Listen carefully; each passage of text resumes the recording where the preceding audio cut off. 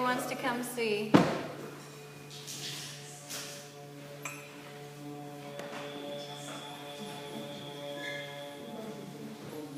Okay, so this is really simple actually.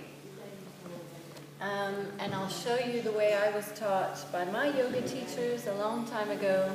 This is a Neti Pot. You can get them in plastic, you can get them in metal.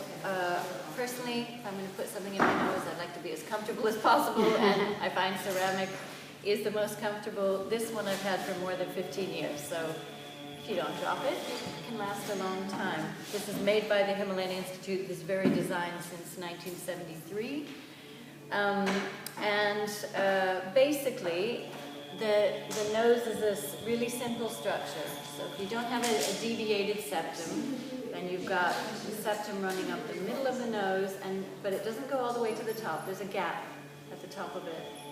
So if you're doing a nasal wash, all I'm going to be doing is allowing water to pass up one nostril, up and over the septum, and out the other.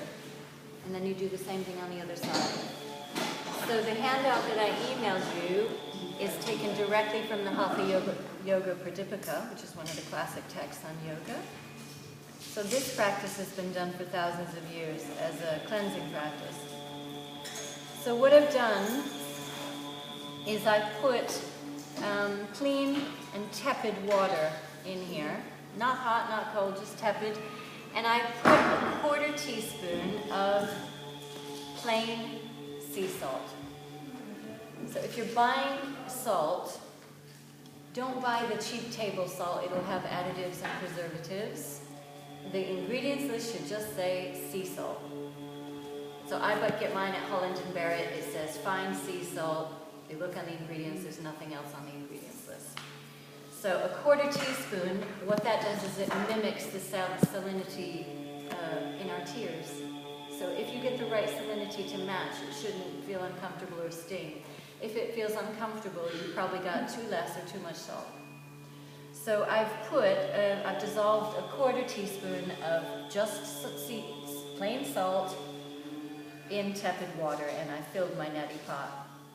Now, if you don't trust that your water's clean, you might want to use boiled, cooled water.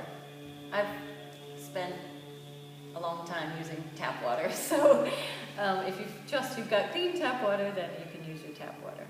So what you need to do is, first of all, you have to remember to breathe through your mouth. It won't work to breathe through your nose and do this. How full is the neti? So I filled it. If I tip it at all, Daisy, it's going to stay. It's quite full. You can see it's quite near the top. It's a full pot. I don't know if I mentioned this is a rather unglamorous part of yoga, but here we go. So what you need to do is breathe through your mouth, and you just tilt your head slightly.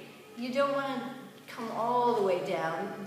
The only thing that can really go wrong is if you get too far over, the water can go in your eustachian tube, and that can feel a bit uncomfortable. It's like the water has to drain out of your ear. That's literally the only thing that can go wrong with this. It's not difficult to get it right, however. So you would just lean over your sink and slightly tilt your head to one side so that you kind of get your nostrils aligned. So over your sink, and then you're just going to place the pot in one nostril. I'm going to empty it up one nostril, up and out the other, and then we'll switch and do the other side. Okay?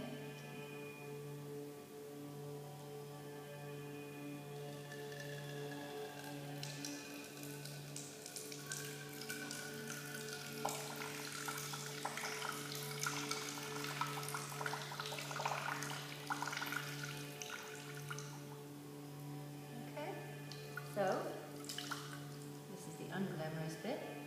You need to do a couple of, just blow your nose, but you don't want to push one side too hard or anything, but Kapalabhati out breaths, alternate toe touches you would do, because there's usually a little bit of extra liquid that you need to just expel. So that's my one nostril clean, and what I feel every single time I do it without fail is, wow, you can just breathe freer. If you think about it, if we'd never been trained to use toothbrushes, it would feel really awkward if someone said, well, do this from now on. This is your cilia in your nose is all the time collecting the pollutants from our air, the dust, and yet it never gets filtered away. This is how you filter it away. So for people, especially people prone to sinusitis, congestion, this could be a real boon. Hay fever, it's really helped my hay fever. So I was taught, Himalayan Institute says every day, once a day, like when you brush your teeth.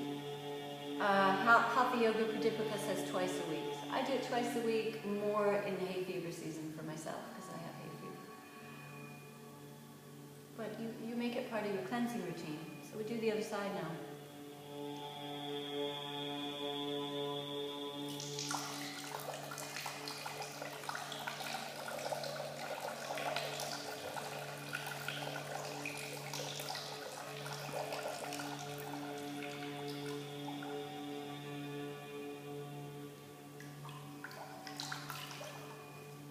So then, you need